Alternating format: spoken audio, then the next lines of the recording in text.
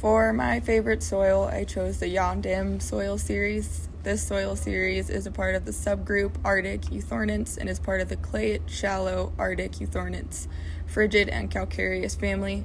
It is found in sedimentary upland hills having a slope ranging from 2 to 70%. It consists of shallow, well-drained, slowly permeable soils that formed alluvium or colluvium over residuum or weathered from calcareous siltstone or shale. For my favorite soil, I chose the Marlow series. I picked this soil because I might want to live in Maine one day by the lake, and I was interested in what type of soil would be present. This series consists of well-drained soils that formed on hills and mountains and glaciated uplands. They are moderately very deep to bedrock and dense.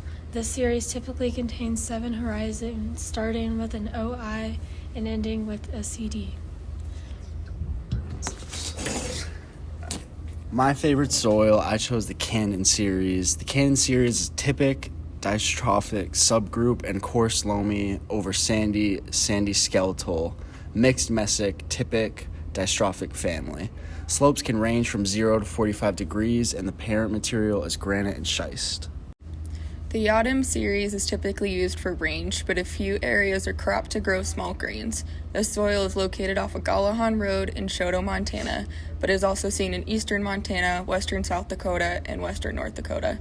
Yondim soils are on nearly level to very steep sedimentary upland hills and ridges. Slopes range from 2 to 70%. The Marlow soil is found on nearly level to steep slopes and formed in lodgement till the elevation ranges from around 2 to 800 meters above sea level, and the soil tends to be next to the water like the ocean or a lake and is a wooded area. This series is present in Maine, New Hampshire, Vermont, New York, and Massachusetts.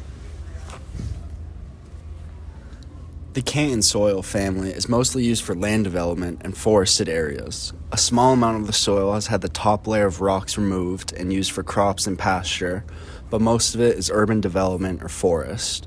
It can be found in southern New Hampshire all the way down through Hartford, Connecticut. For the Yondim series, the mean annual precipitation is 10 to 16 inches, most of which falls during spring and summer. The mean annual air temperature is 40 to 47 degrees Fahrenheit. For the Marlow series, the mean annual participation is 792,640 milliliter. And the mean annual temperature is 2 to 7 degrees Celsius. Inches. The Canton series averages around 47 inches of rain per year, and the average temperature is 47 degrees. The Yondim series is used mainly for range, but a few areas are cropped to grow small grains. Native vegetation is blue bunch wheatgrass, blue grama, dryland sedges, western wheatgrass, and forbs. Most areas with the Marlow series are wooded with common trees like sugar maple, red spruce, white spruce, and red pine.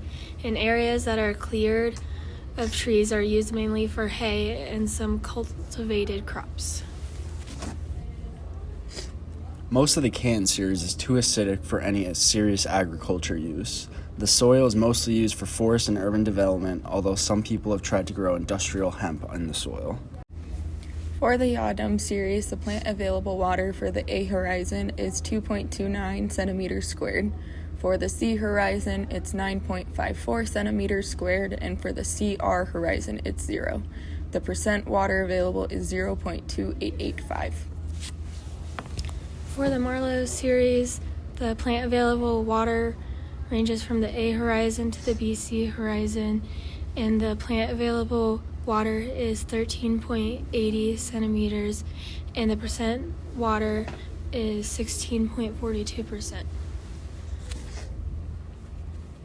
The root zone in the Canton series is 104 centimeters deep, with 21.4 centimeters of plant available water. The percent water is 20.57. Looking at the graph for the annual water budget for the Yondim soil series, average monthly precipitation fluctuates between 14 millimeters and 65 millimeters, with a peak in the late spring from May to June. If the Yondim soil series was impacted by a drought, I would leave more vegetative cover. Not grazing this area as intensely would decrease water evaporation from the soil. Having available ground cover will reduce the amount of light and heat reaching the soil, which will also reduce ET.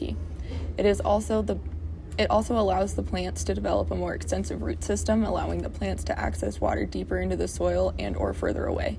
The rain that we do get will in turn soak better into the soil.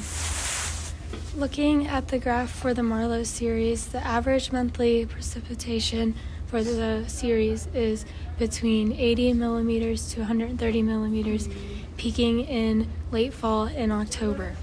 If the Marlowe series was impacted by a drought, I would add some trees and plants in order to have more roots and ground cover to keep more precipitation in the soil and reduce the amount of heat reaching the soil, reducing evaporation.